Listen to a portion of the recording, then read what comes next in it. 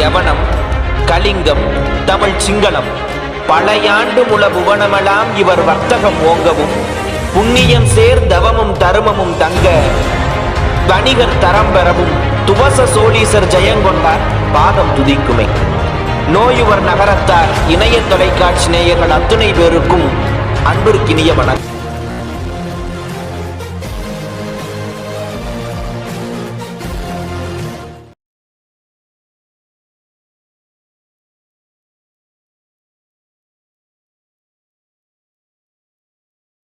நோயுவர் நகரத்தார்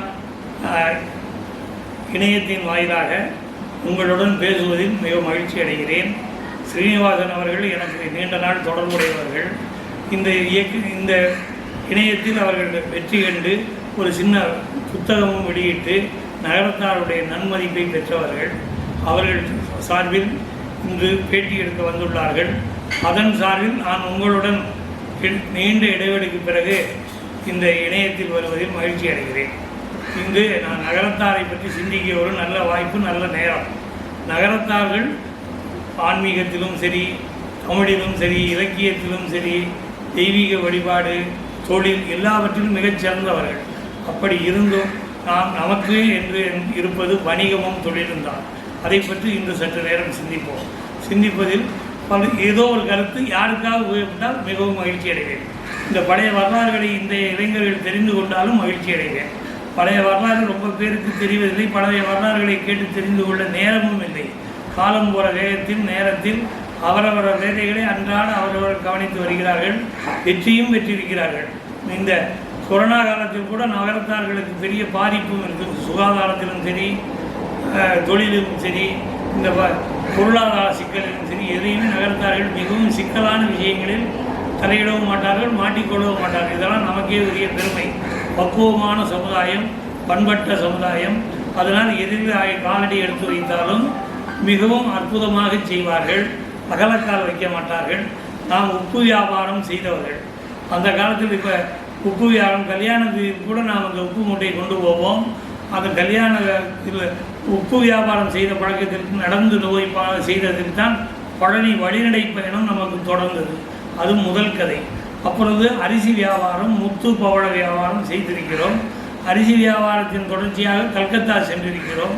கல்கத்தாவில் ஒரு பெரிய டீமாக இருந்து வியாபாரம் செய்தவர்களுக்கு அரிசி பர்மாவிலிருந்து வந்திருக்கிறது. அந்த பர்மாவிலிருந்து வந்தவுடன் அவங்களுக்கு அந்த விவசாயிகளுக்கு நாம் வட்டிக்கு கொடுத்து அட்வான்ஸ் கொடுத்து அரிசி எனக்கே தர வேண்டும் என்று கேட்டுக்கொண்டதின் பேரில் ஒவ்வொருத்தருக்கும் ஒவ்வொரு அரிசி கொடுத்திருக்கிறார்கள். அப்புறம் அட்வான்ஸ் கொடுத்திருக்கிறார்கள். அட்வான்ஸ் பாக்கியாகி போய்விட்டது. அப்புறம் கப்பல் ஏறி வசூலுக்கு போயிருக்கிறார்கள். அப்புறம் பர்மாவிலேயே வியாபாரம் செய்து செட்டில் ஆகியிருக்கிறார்கள். வியாபாரத்தின் மூலம் அந்த பழைய பாக்கியையும் வசூல் பண்ணி புதுசாக நெற்பொழுங்குதல் பண்ணி பெரிய பெரிய ராமர் வச்சுக்கோனா என்று பெரிய பெரிய குடோன் கிட்டங்கின்னு சொல்வார்கள். அங்கு நிறைய பேர் சேர்ந்து நல்லா வசிப்பதற்கும் அது நல்ல ஊராக இருந்திருக்கிறது. வளமான பூமி, வளமான நீர்வளம். அதனால் அங்கே போய் 12 வயசு பையனையே கூட்டிக்கிட்டு போய் கைவிடக வைத்து அந்த கடைக்கு கணக்கப்பிள்ளை ஆக்கி அப்புறம் ஏஜெண்ட் ஆக்கி அப்புறம் கூட்டு தொழில் கூட்டு முயற்சியாக அவர் முதலாளி தொழில் மேனேஜராக இருந்து பங்குதாரராக இருந்து இதெல்லாம் வியாபாரம் பண்ணி பெரிய அளவில் பர்மாவுக்கு போனதுக்கு பிறகுதான் செட்டிநாடு வளம் கண்டது என்று சொன்னால் அதற்கு மாற்று கருத்து இல்லை. இவ்வளவு பெரிய தர்மம் செய்திருக்கிறது என்றால் அதுக்கு மாற்று கருத்து இல்லை. பர்மா தேக்குகளை கொண்டு வந்து இங்கே வியாபாரம் வீடு கட்டியிருக்கிறோம் என்றால் அதற்கும் மாற்று கருத்து இல்லை. பர்மா நமக்கு ஒரு பெரிய கை கொடுப்பு. பர்மா, மலேசியா, சிலோன், இந்தியா எல்லாம் ஒரு குடையின் கீழ் ஆங்கிலேயர்கள் ஆண்டதால் நமக்கு எந்த ஊரில் பேங்கில் லோன் வாங்கினாலும் நமக்கு அங்கே கிடைச்சிது. பேங்க் சப்போர்ட்டு நமக்கு நிறைய இருந்தது. அரசாங்கம் நமக்கு வெள்ளக்கார நாடு, நம்ம வெள்ளக்கார அரசு நமக்கு நிறைய சப்போர்ட் பண்ணியிருக்கிறார்கள். குறைந்த வட்டிக்கு கடன் கொடுத்திருக்கிறார்கள். அதனால தான் பாடுவார் கூட வெள்ளக்காரன் கொடி பறக்கவே இளையத்த கொடி சிறக்கவே என்று பாடியிருப்பார். அந்த இளையத்த கொடி என்பது நகரத்தாருக்கு முதன்மையான கோயில். 9 கோயிலில் ஒன்று. அது ஒரு அடையாளத்திற்காக அவர் குறிப்பிட்டிருக்கிறார். அந்த இளையத்த கொடி கோயில் சிறந்ததால் நகரத்தார் சிறந்தோம். நகரத்தார் சிறந்தால் காடு வெட்டி போட்டு கடியை நிலந்திருத்தி வீடு கட்டி கொண்டிருக்கிறோம். நான் முத காஞ்சிபுரத்திலிருந்து காவிரிப்பட்டினத்திலிருந்தெல்லாம் நாங்கள் இந்த வெள்ளம் மழை சுனாமிக்கு பயந்து நாம் வந்து செட்டிநாடுக்கு குடிபுகுந்தது வறண்ட பிரதேசமாக இருந்தாலும் பரவாயில்லை, நமக்கு தண்ணீர் இல்லாமல் பாதுகாப்பாக இருக்க வேண்டும் என்பதற்காக இந்த ஏரியா வந்திருக்கிறார்கள். செட்டிநாடு என்ற ஒரு எல்கையை குறிப்பிட்டிருக்கிறார்கள். நம்ம அதை மையமாக குன்றக்குடியை வைத்திருக்கிறார்கள். குன்றக்குடி குமரனை தலையாய தெய்வமாக வணங்கி இருக்கிறார்கள். அந்த குன்றக்குடியில் மாதந்தோறும் எத்தனையோ ஊருக்காரர்கள் இன்றும் அடித்து போட்டுக் கொண்டிருக்கிறார்கள். நகரத்தார் மூலம் கூட அங்கு ஒரு தினந்தோறும் அன்னதானம் நடத்தி கொண்டிருக்கிறது. இதற்கெல்லாம் காரணம் அந்த எல்லா ஊரிலும் அதுக்கப்புறம் தான் நம்ம வீடெல்லாம் கட்டியிருக்கோம். அதுக்கு முன்னாடி இந்த வந்த புதுசில் கூரை வீட்டில் இருந்திருக்காக ஓட்டு வீட்டில் இருந்திருக்கிறார்கள். அதெல்லாம் 400 கால வரலாறு. இப்போ 200 கால வரலாறு தான், 200 ஆண்டு கால வரலாறு தான். இந்த மாதிரி பழகு முகப்பு வச்சு சிகப்பு சுவர் வச்சு கட்டியிருக்காங்க. 100-150 வருஷத்துக்குள்ளே வெள்ளைச்சுவர் வச்சு கட்டியிருக்காங்க. எல்லாம் இந்த வெள்ளைக்காரனுடைய 200 ஆண்டு கால அரசியல் நமக்கு பெரிய சப்போர்ட்டு. நகரத்தார் இனம் வளர, பொருளாதாரம் வளர மிகவும் உயர்ந்திருக்கிறார்கள். இதைத் தொடர்ந்து வியட்நாம் போயிருக்கிறார்கள், சிங்கப்பூர் போயிருக்கிறார்கள், மலேசியா போயிருக்கிறார்கள். அங்கும் குடுக்கல் வாங்க கொஞ்சம் காலம் செய்துவிட்டு ரப்பர் தோட்டம், அந்த மாதிரி காப்பி தோட்டம் என்று எல்லாம் செய்திருக்கிறார்கள். ஒவ்வொரு ஊரிலும் பெரிய அளவில் செய்திருக்கிறார்கள். அப்புறம் அந்த அரசாங்கங்கள் மாறும்போது, அரசியல் மாறும்போது, வெள்ளைக்காரன் இந்த நாட்டை எல்லாம் சுதந்திரமாக கொடுத்து விட்டு அவங்க நாடு சென்ற பின்பும் அரசர் குடும்பத்தார் வெள்ளைக்காரனோடு தொடர்பு வைத்திருந்தார்கள். லண்டனில் அவர்களுக்கு தொழில் இருந்தது, எல்லா ஊரிலும் தொழில் இருந்தது. அந்த மெஜிரா கோட்ஸு பெரிய மில்லை கூட ராஜாவோடு வாங்கி கொண்டார்கள். அப்படி வெள்ளைக்காரனுக்கு நமக்கும் பெரிய நெருக்கம் இருந்தது. அதனால் அந்த நகரத்தார்கள் வெள்ளைக்காரனை வைத்தார்கள், வெள்ளைக்காரன் நம்மை வைத்தான். நிறைய ஓடி கொடுத்தான். அந்த மாதிரி இருந்ததுனால இது எல்லா வியாபாரமும் செய்தார்கள். தோட்டங்கள் எல்லாம் வாங்கினார்கள், சொத்துகள் எல்லாம் வாங்கினார்கள், நகர்ப்புறத்தில் குடியிருந்தார்கள். எல்லா ஊர்லையும் அதே பழக்கத்தில் அந்த 1947 சுதந்திரத்துக்கு பின்பு அந்த நாடுகளை விட்டு நாம் வந்தாலும் சிறிதாக குறைத்து போட்டாலும் இங்கு கூர்க்கு போய் எஸ்டேட் வாங்கினார்கள், நாகர்கோவில் வாங்கினார்கள், ஏற்காடு வாங்கினார்கள். இன்னும் சொல்ல போனால் மதுரைக்கு பக்கத்தில் கொடைக்கானலை சுற்றியுள்ள ஊர்களில் எல்லாம் வாங்கினார்கள். அப்படி தோட்ட தொழிலும் இவர்கள் கால் வைத்தார்கள். அதே போல் வியாபாரத்தில் கால் வைத்தார்கள். இந்தியா முழுதும் பட்டி தொழில் பண்ணார்கள். இவர்கள் பண்ணிய காலத்தில் கூட இந்த 1947க்கு முன்பே தேவகோட்டை நகரத்தான் ஒவ்வொரு ரயில்வே ஸ்டேஷனுக்கும் ஒரு ஊரில் கடை வச்சுருக்காங்க. அந்த காலத்தில் அவர் உள்நாட்டை நம்பி இருக்கிறார்கள். அப்படி அவர்கள் உள்நாட்டு தொழிலிலே அவர்கள் சம்பாதித்து அவர்களுடைய வாழ்க்கையை சிறப்பாக நடத்தியிருக்கிறார்கள். அந்த அவர்கள் கடைக்கெல்லாம் பேர் ரயில்வே ஸ்டேஷன் கடை என்று சொல்வார்களாம். அதையெல்லாம் ஒரு 100 ஆண்டு கதை.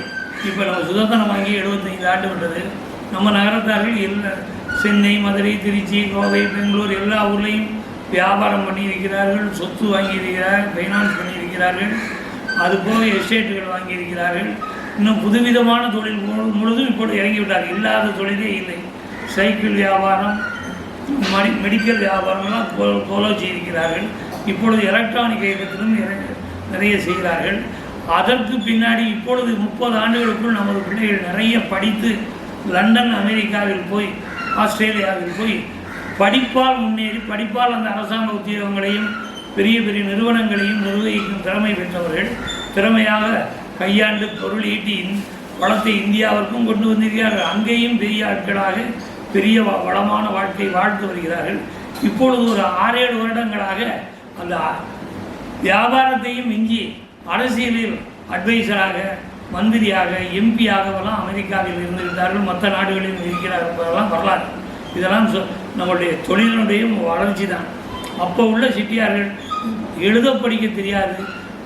அப்புறம் தமிழ் மட்டும்தான் தெரியும். நாலடியார், கோவை, அந்த மாதிரி சின்ன சின்ன கவிதைகள், அரஞ்செய்ய விரும்பு, 60 சனம் இப்படி படித்தவர்கள் எத்தனையோ நாடுகளுக்கு போய் அங்குள்ள மொழியையும் கற்றுக்கொண்டு மிக அற்புதமாக அவர்களுடைய இணங்கி பழகி, அந்த இணக்கம்தான் அதற்கு காரணம். பல மொழி பழகி அந்த அவர்கள் செய்த வியாபாரத்தினுடைய அழகு சொல்ல முடியாது.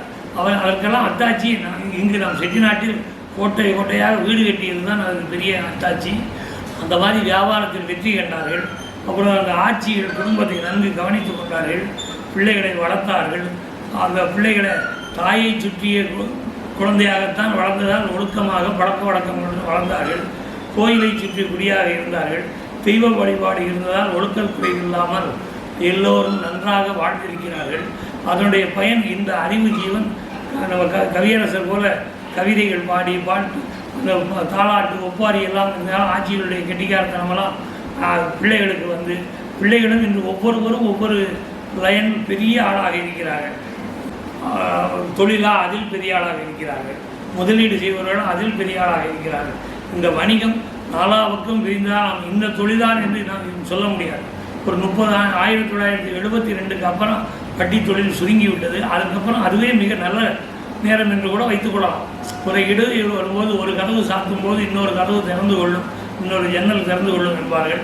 அதுபோல் நகரத்தார் இன்று பல வாய்ப்புகளை, பல்விதமான வாய்ப்புகளை படிப்பாலும் அனுபவத்தாலும் அங்கங்கு உள்ள மக்களுடைய அனுசரிப்பாலும் செய்து வருகிறார்கள். இன்னும் செய்வார்கள், இன்னும் வளம் காண்பார்கள். மொழி ஒரு பிரச்சனையே இல்லை. நகரத்தார் அந்தந்த ஊருக்கு போக அந்த மொழியை கற்றுக்கொள்வார்கள். நமக்கு மொழி அரசியலெல்லாம் அப்பாற்பட்டது. நாம் அந்த ஊர் அரசாங்கம் யார் அரசு ஆளுகிறானோ அவனுடன் இணங்கி போவார்கள்.